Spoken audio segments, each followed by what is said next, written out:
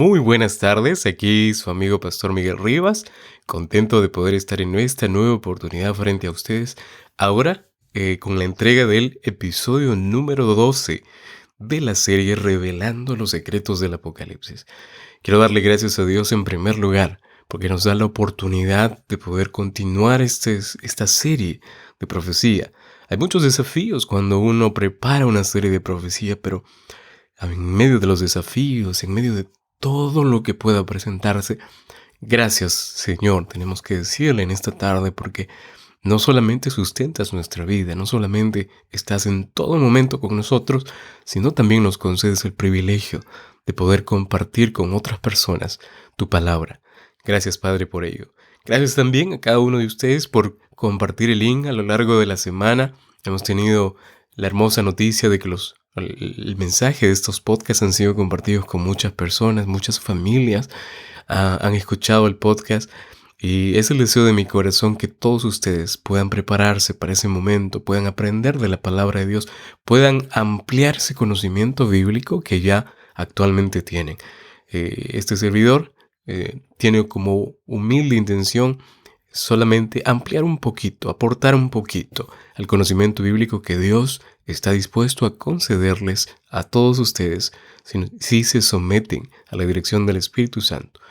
Una pregunta me llegó esta semana y es, Pastor, usted siempre ora antes de estudiar la Biblia, antes de abrir la Biblia, ¿verdad? Yo le digo, claro que sí, la Biblia no se entiende sin antes pedir la dirección de Dios.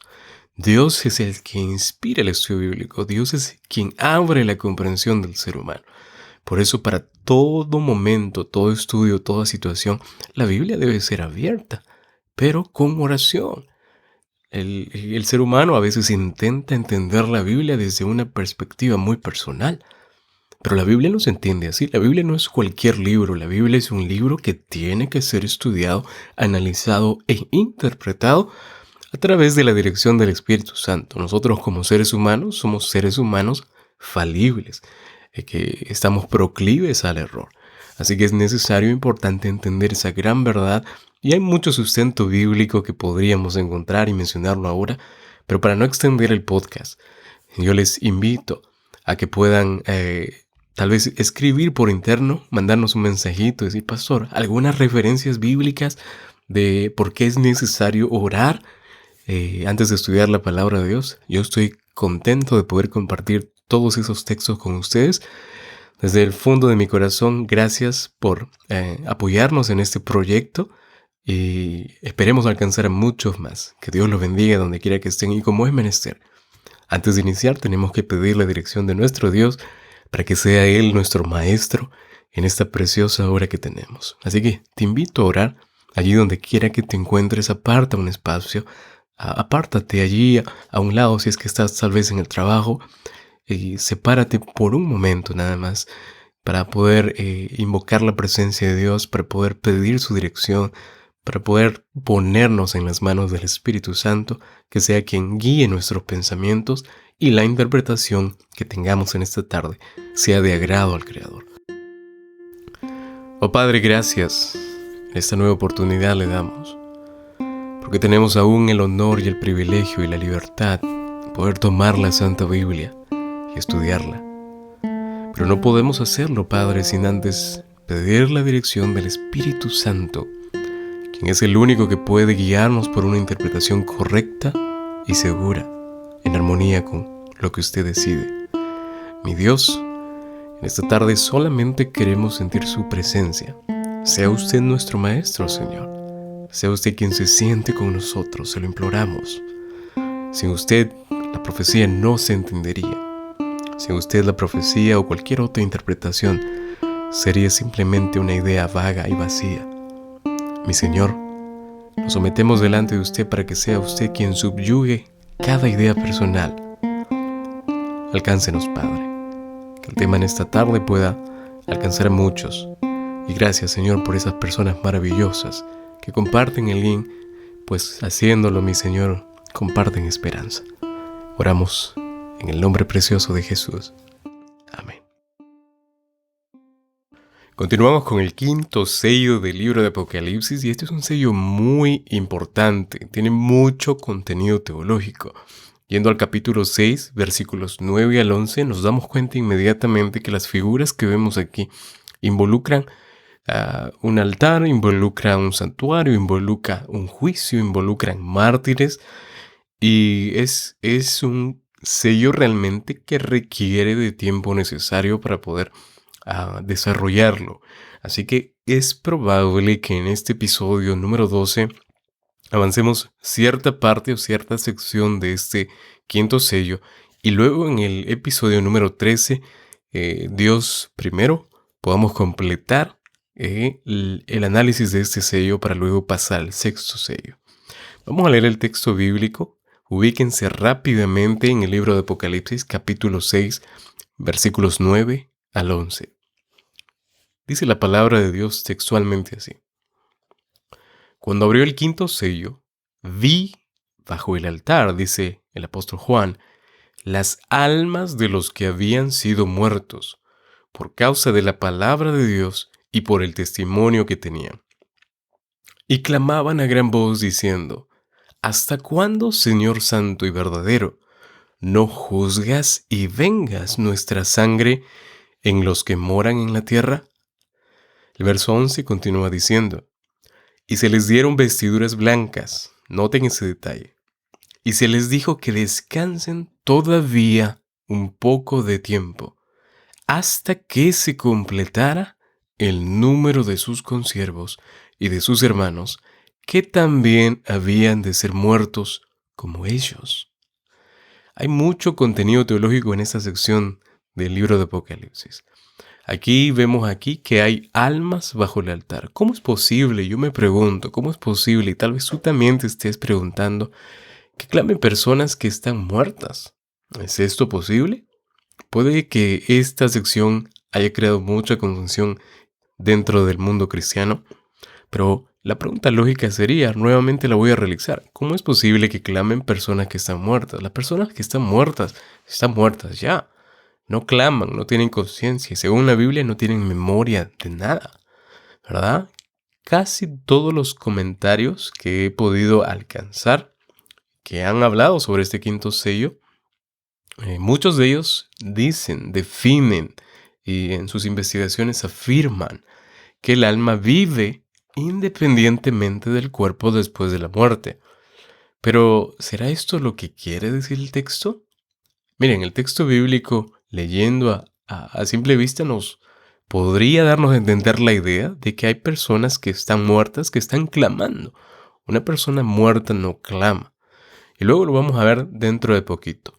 Porque hasta ese punto hay muchas personas que tal vez estarán pensando, pastor, yo he escuchado cuando a veces he ido al cementerio o he escuchado comentarios de que muchas personas que incluso cuidan estos lugares donde la gente que ha fallecido descansa, han escuchado voces y clamor y sufrimiento y hasta gritos, ¿verdad?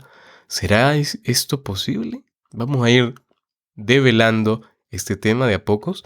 Antes de entrar en el análisis de estos pasajes del capítulo 6 de Apocalipsis, versículos 9 al 11, me gustaría establecerlos en un trasfondo histórico que es necesario antes de entrar a este análisis. Y algunos se estará preguntando, y por si alguno se pregunta en el futuro, pastor, pero ¿por qué siempre tenemos que hacer un trasfondo? Bueno, siempre tenemos que tener una plataforma de estudio, y me refiero al hecho de que cuando, especialmente en profecía, uno quiere llegar a una interpretación correcta, tenemos que tener siempre un trasfondo bíblico. Una vez más, y cada vez lo voy a decir durante el transcurso del estudio, la Biblia es su propio intérprete. Si vemos algo en el Apocalipsis, definitivamente esto tiene que tener una figura, una idea en otra parte de la Biblia. Así que vamos a preparar este trasfondo bíblico. Génesis capítulo 4. Vamos a saltar el primer libro de la Biblia y algunos estarán pensando ya, pastor, estamos en Apocalipsis y ahora vamos a ir al primer libro de la Biblia, siendo que Apocalipsis es el último libro de la Biblia. Bueno, déjenme decirles que en este estudio en específico vamos a saltar Apocalipsis de Apocalipsis a Génesis, de Génesis al libro de Hebreos, del libro de Hebreos al libro de Levíticos, y vamos a ver muchas figuras del Antiguo Testamento que tienen mucha relación con estos pasajes del capítulo 6 del quinto sello, referentes al quinto sello. Génesis capítulo 4, ubíquense rápidamente, versículos 3 y 4. Y por cierto, vamos a tocar ese libro precioso que es el segundo libro, yo diría el libro complementario con el libro de Apocalipsis. Es uno de los dos libros proféticos por excelencia de toda la palabra de Dios, y me refiero al libro de Daniel. Vamos a entrar allí también. Génesis capítulo 4, versículos 3 y 4. Y aconteció, andando el tiempo, que Caín trajo el fruto de la tierra, una ofrenda a Jehová. Y Abel trajo también de los primogénitos de sus ovejas, de lo más gordo de ellas. Noten la metáfora. Y miró Jehová con agrado a Abel, a su ofrenda. Aquí vamos a hacer un paréntesis, porque tanto Caín como Abel trajeron una ofrenda, y colocaron esa ofrenda sobre un altar en el que se hacían los sacrificios. Presten atención a lo que vamos a mencionar.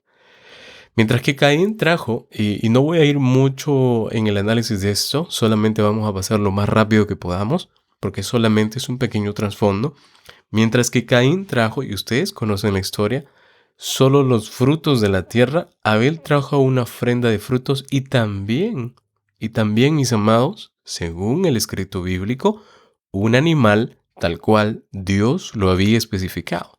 Miren, recuerden que en esa historia, nos vamos al libro de Génesis, Dios les pide a estos dos hermanos, porque eran hermanos, dos ofrendas, y Dios fue específico con cada uno de ellos en relación a la ofrenda. El punto central de la controversia era, ¿qué cosa? La obediencia. Así es, la obediencia, un elemento que también estuvo muy incluido en el primer relato bíblico sobre nuestros primeros padres, Adán y Eva. Era la obediencia también. Y era la obediencia estricta a las especificaciones que Dios había dado y a la adoración, porque cuando vamos a obediencia, la obediencia tiene que ver en relación a Dios con adoración.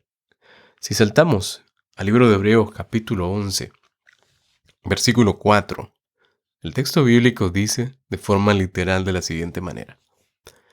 Por la fe, Hebreos 11:4, por la fe, Abel ofreció a Dios más excelente sacrificio que Caín, por lo cual alcanzó testimonio.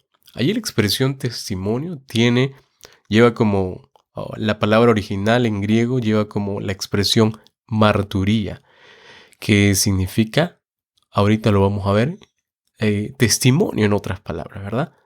Y luego dice el texto, alcanzó testimonio de que era justo, dando Dios testimonio, otra vez la expresión marturía, de sus ofrendas, y muerto, aún hablaba por ella. Noten, el análisis que viene a continuación es el siguiente. El sacrificio de Abel dio testimonio de que era justo. ¿Por qué? Porque presentó lo que Dios le había pedido. La palabra que se traduce aquí como testimonio, marturía, dos veces que la acabamos de ver en el texto bíblico, es de donde proviene la palabra que ya suena muy conocida, ¿verdad? Marturía es muy similar a la expresión mártir. Viene de la palabra mártir, ¿verdad? Y aún después de la muerte y el sacrificio de Abel, da testimonio, según el texto bíblico, de que era justo. Noten aquí algo que no debemos dejar pasar. Caín mató al que obedeció a Dios y lo adoró tal cual lo había mandado. Caín le quitó la vida al hermano que Dios le había dado simplemente por haber sido obediente con Dios. Y él no solamente le quitó la vida a su hermano, solamente porque fue obediente con Dios, sino que él lo adoró tal cual a él le parecía bien adorar. Miren, Génesis capítulo 4, versículo 8 dice lo siguiente, Génesis 4:8. Y dijo Caín a su hermano Abel, salgamos al campo, Y aconteció que estando ellos en el campo, Caín se levantó contra su hermano Abel y lo mató. Saltamos un par de versículos más y la Biblia nos dice en el versículo 10 del mismo capítulo 4 de Génesis: y él le dijo: ¿qué has hecho? La voz de la sangre de tu hermano clama a mí desde la tierra.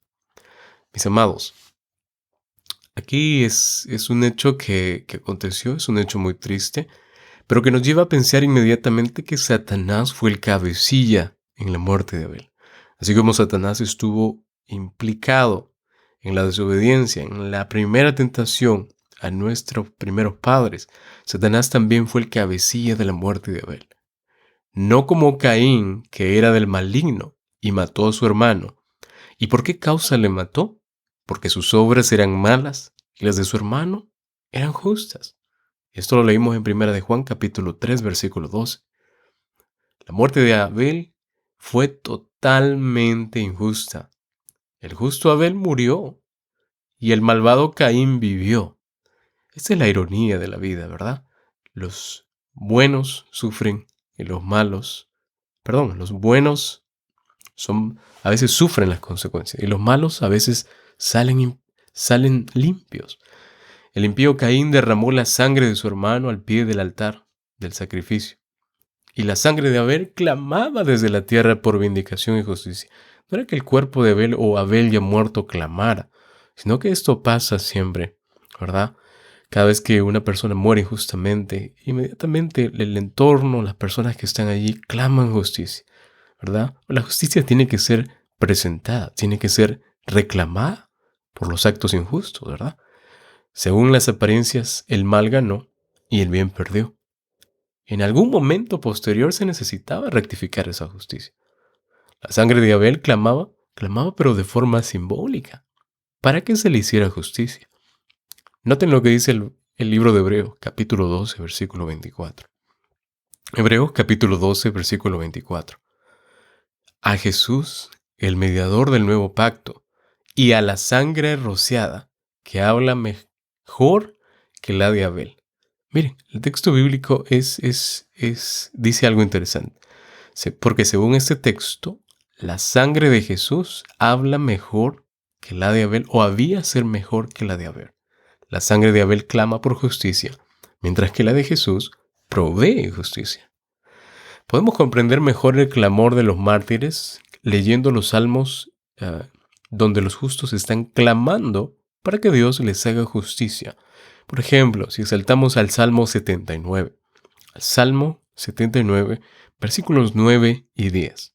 Dice literalmente así la palabra de Dios: ayúdanos, oh Dios de nuestra salvación, por la gloria de tu nombre, y líbranos, y perdona nuestros pecados por amor de tu nombre.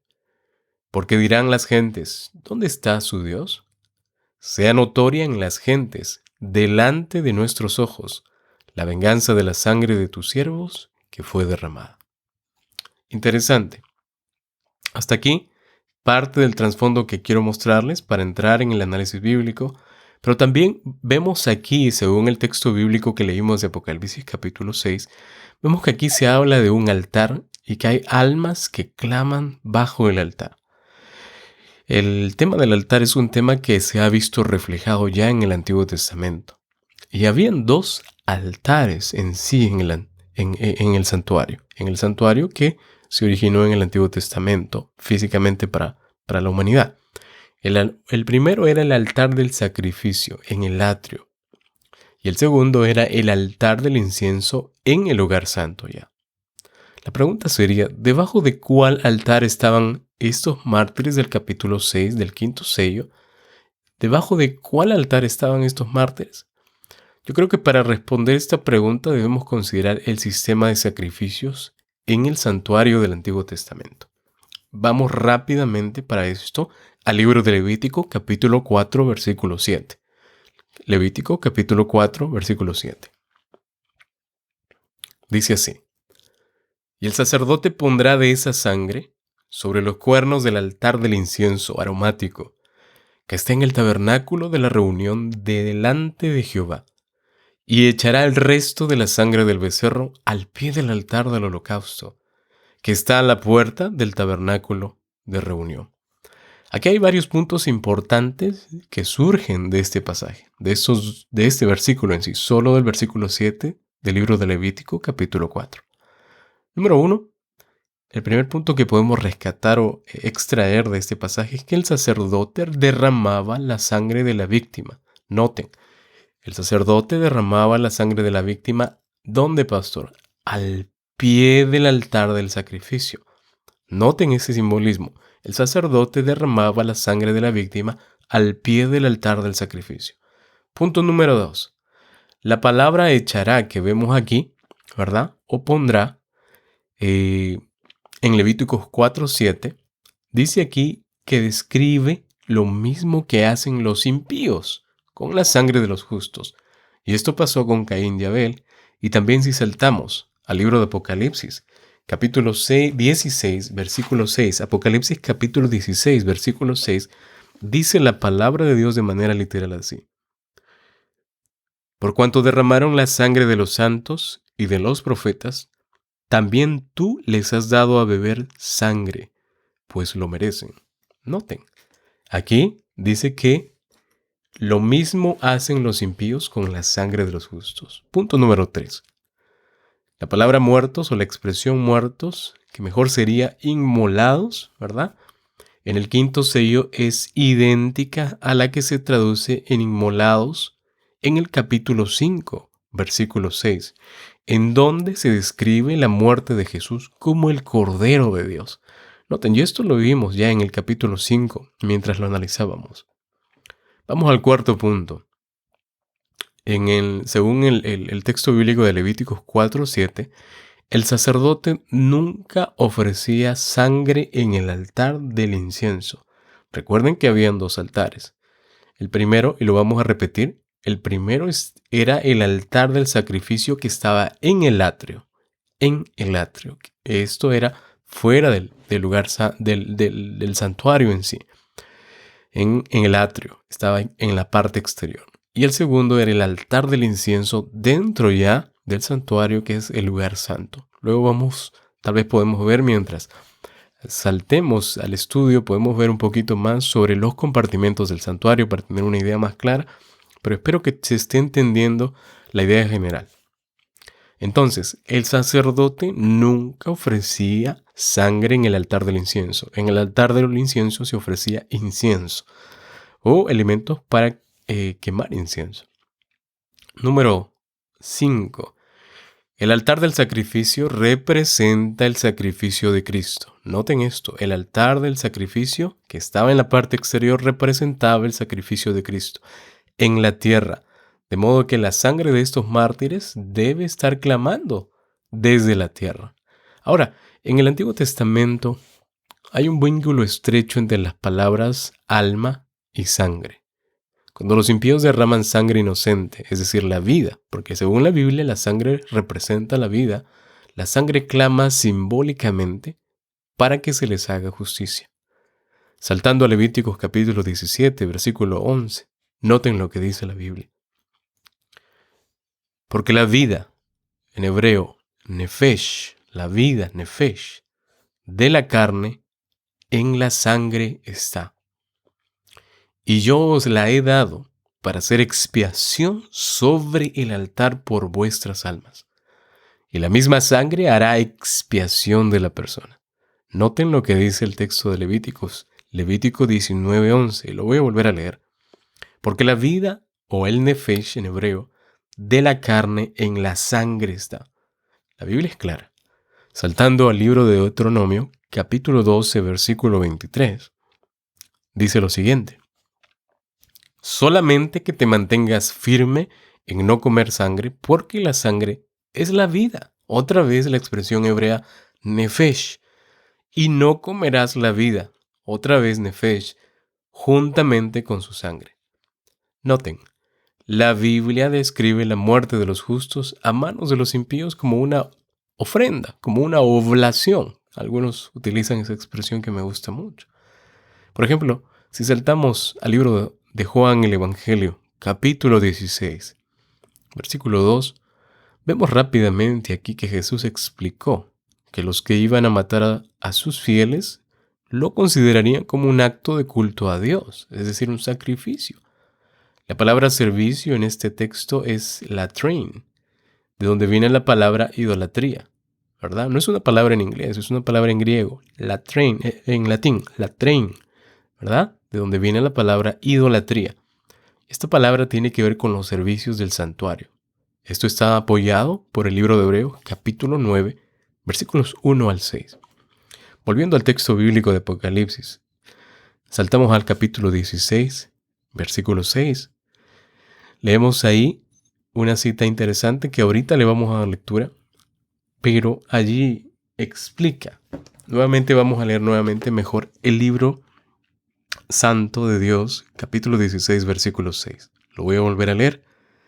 Por cuanto derramaron la sangre de los santos y de los profetas, también tú les has dado a beber sangre, pues lo merecen.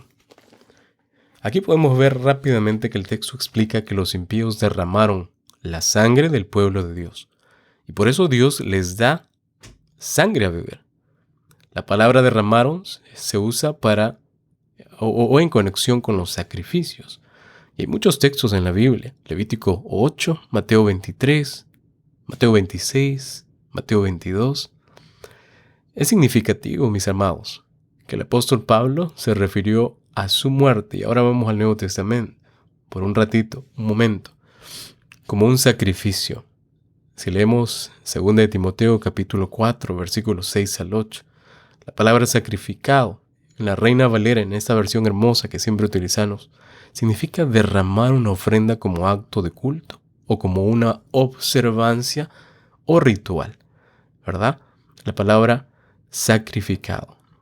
Ahora, la idea del sacrificio en referencia a la muerte de los justos a manos de los impíos es un tema de agradar a Dios o no. ¿Por qué? Porque esto a veces puede para algunos parecer justo, para otros no, pero es agradable para Dios, pues permanecieron fieles. La muerte de los justos no es que a Dios le agrade. Lo que a Dios le agrada es que permanecieron fieles hasta el final. Cuando leemos el libro de Efesios capítulo 5, versículo 2, vemos esto reflejado en el pasaje bíblico.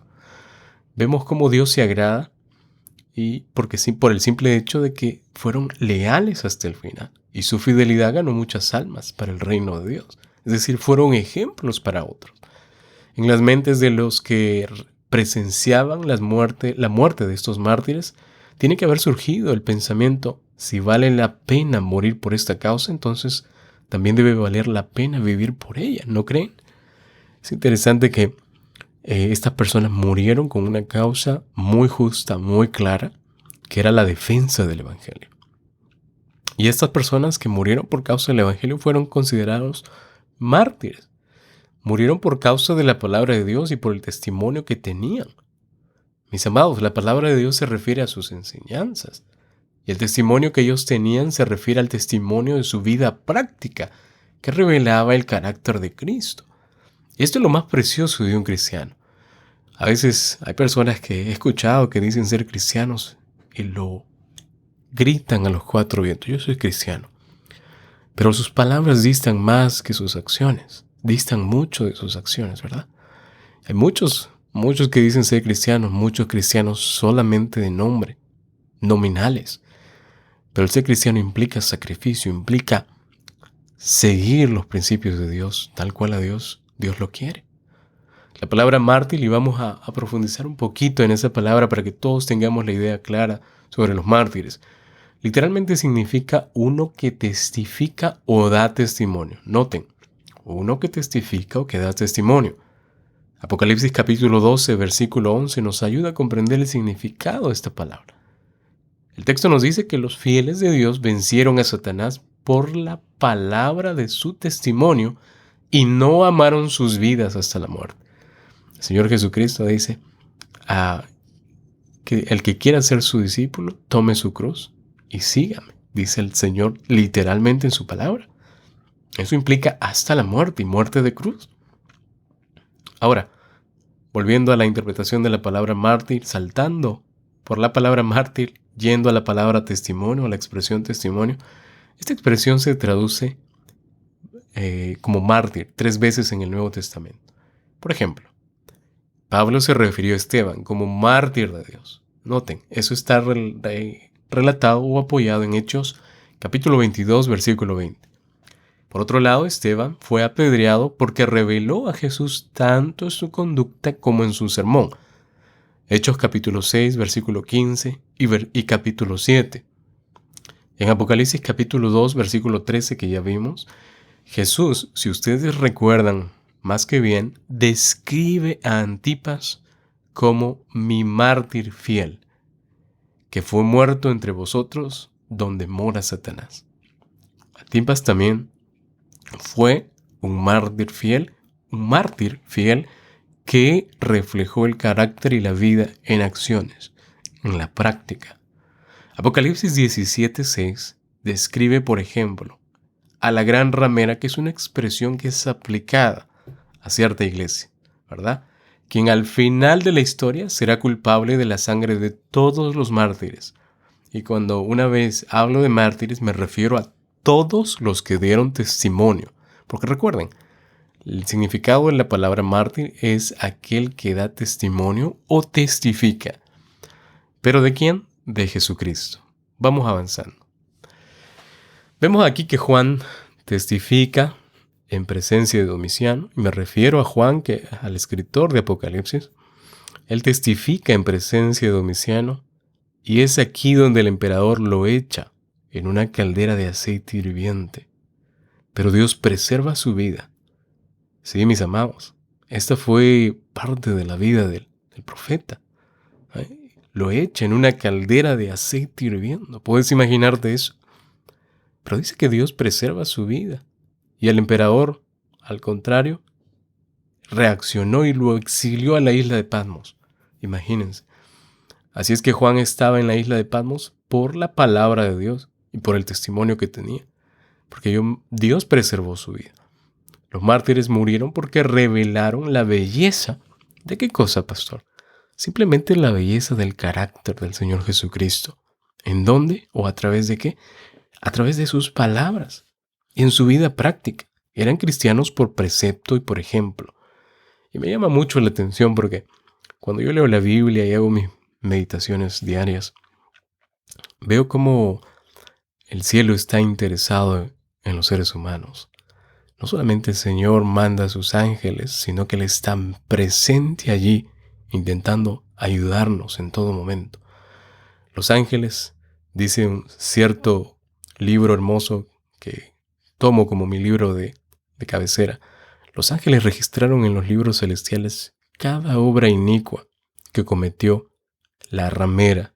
Y una vez más, cuando nos referimos a la ramera, tenemos que hacer un énfasis a una iglesia que está representada allí.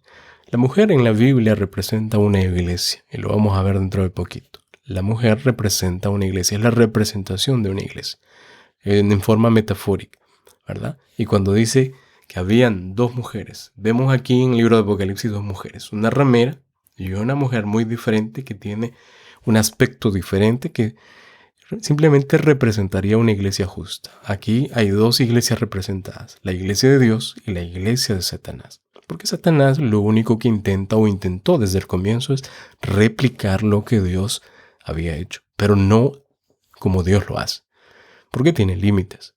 Entonces, vemos aquí que los ángeles registraron en los libros celestiales cada obra inicua que se cometió contra el pueblo de Dios durante un periodo profético que es mencionado en el libro de Daniel.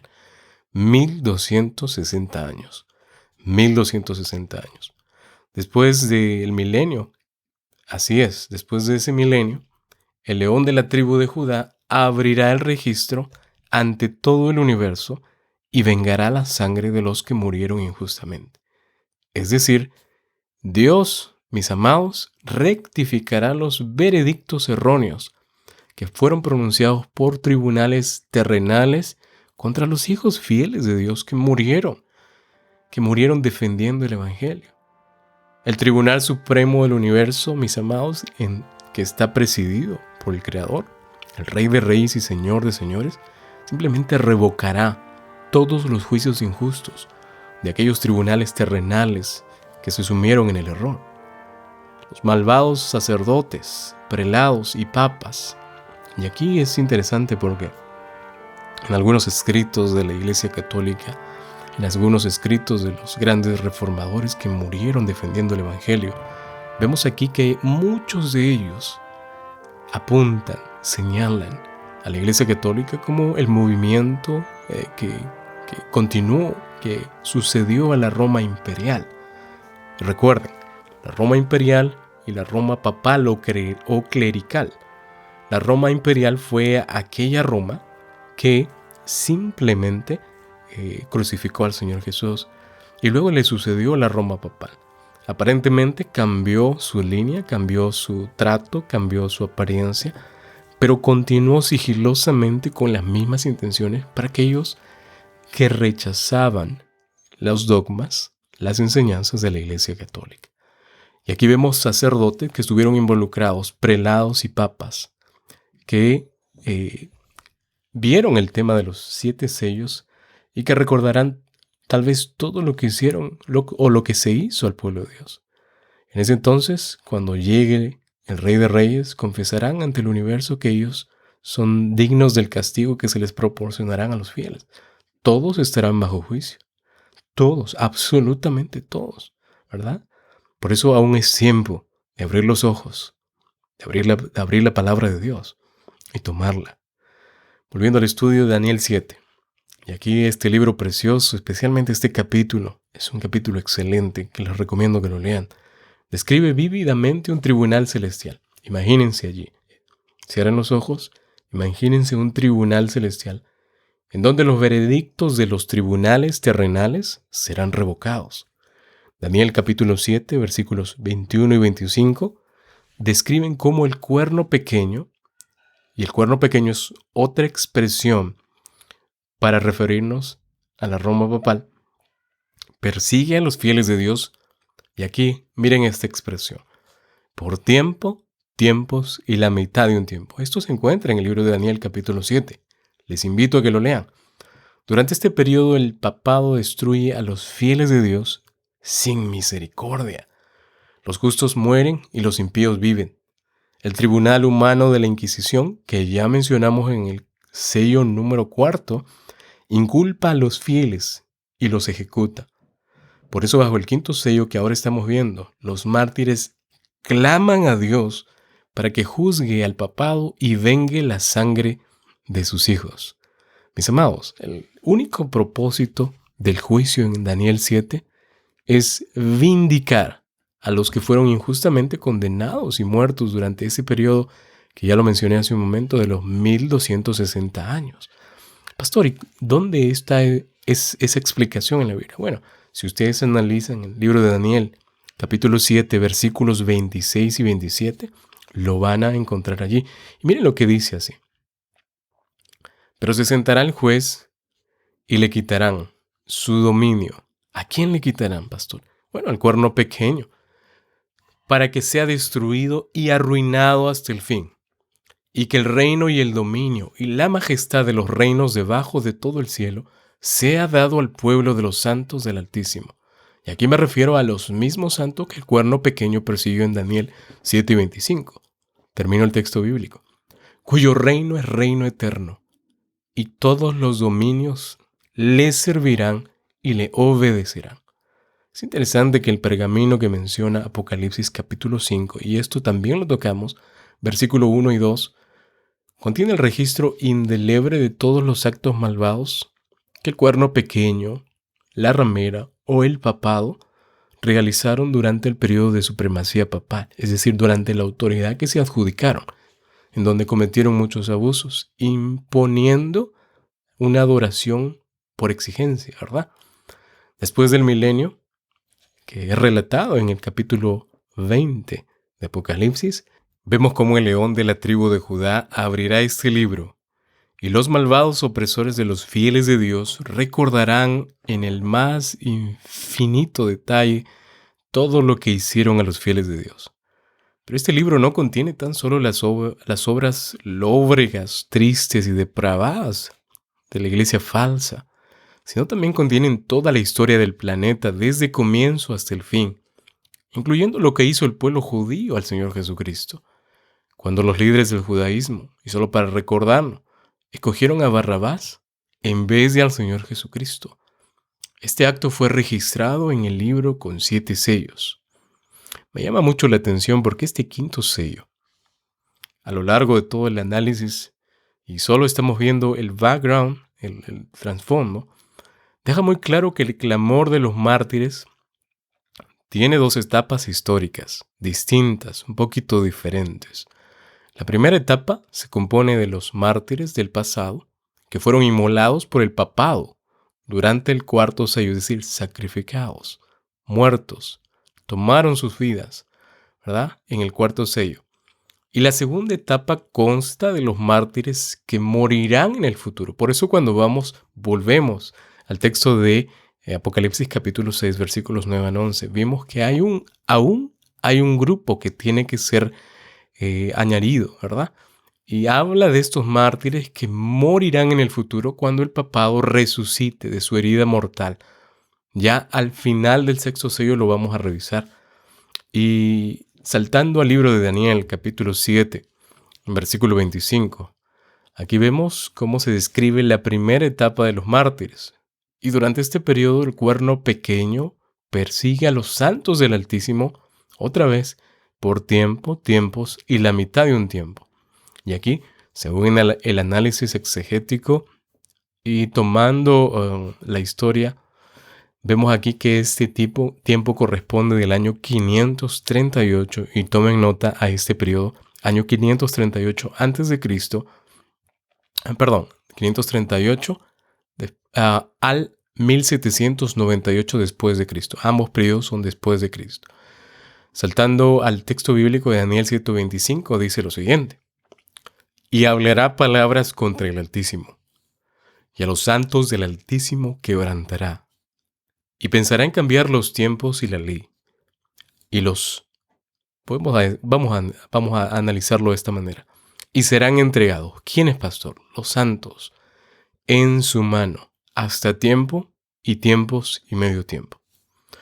Cuando vamos al libro de Apocalipsis, al capítulo 13, siendo específicos, versículos 5 y 7, vemos cómo se describe el mismo periodo, como 42 meses, ¿verdad?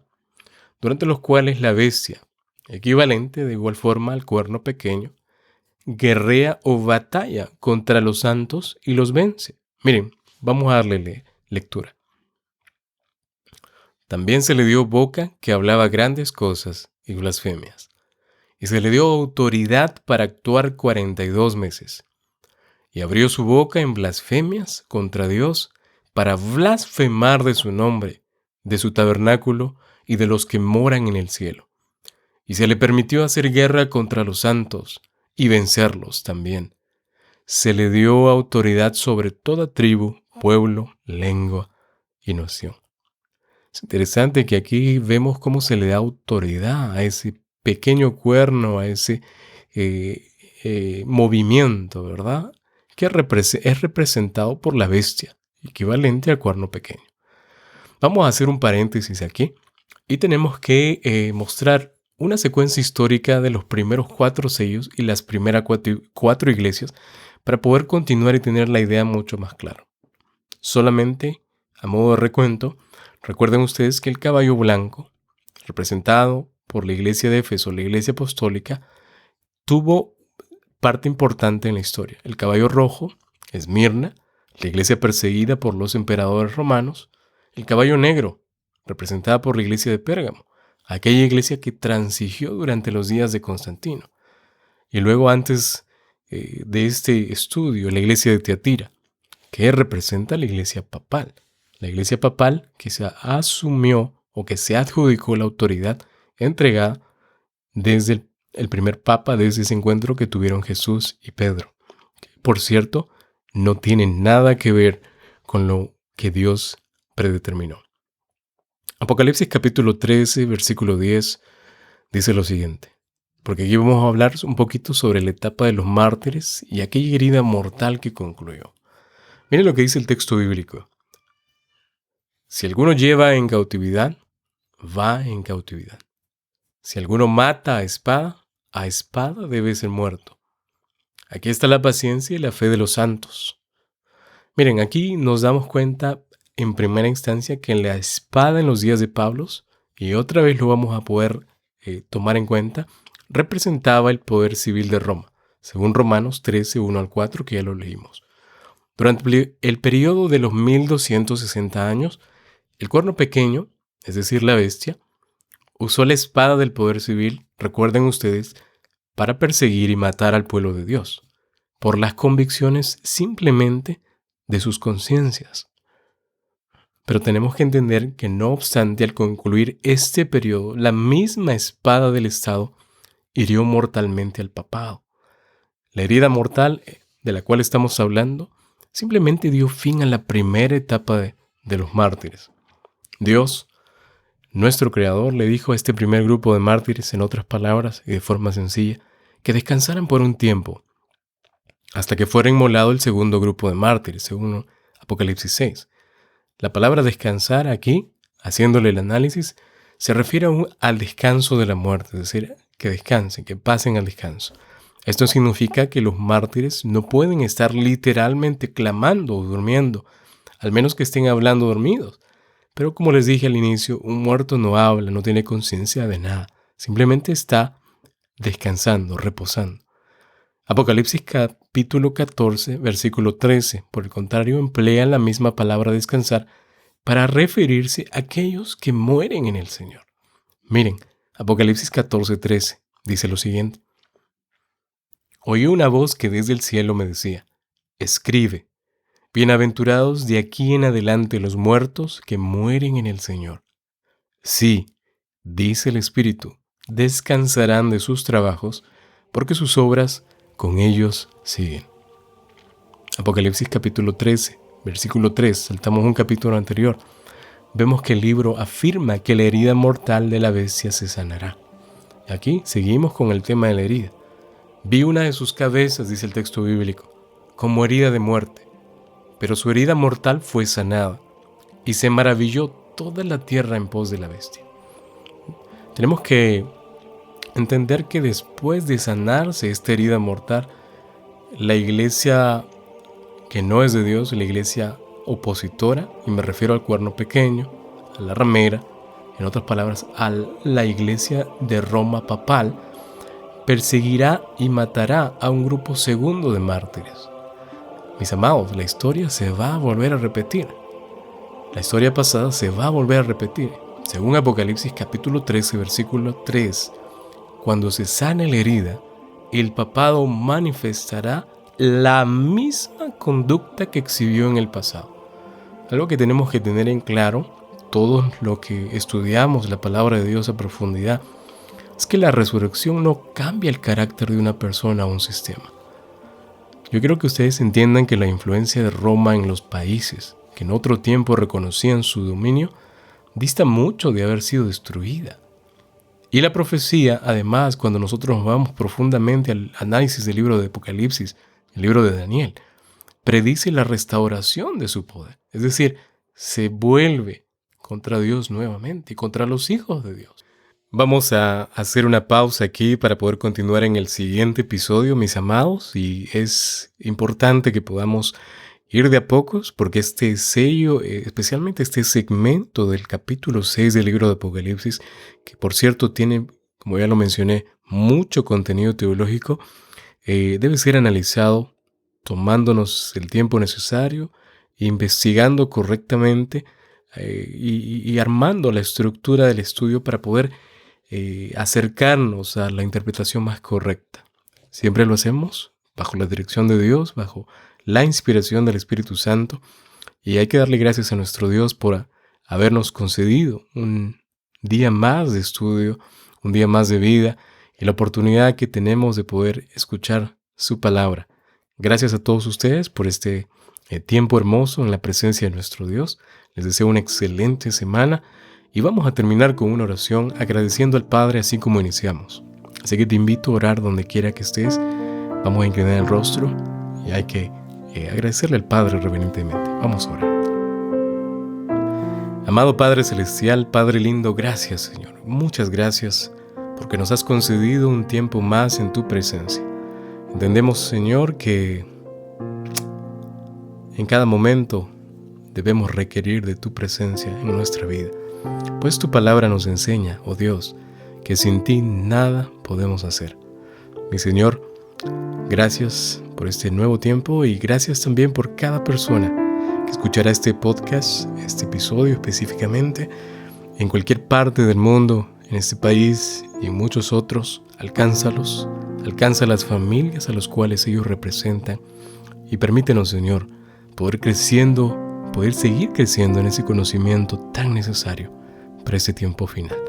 Queremos estar listos, Padre. Tome nuestra vida, tome nuestra mente, tome nuestro corazón y permítanos, Padre, ser sus servidores. Instrúyanos, oh Padre, le necesitamos. Oramos en el nombre de Jesús.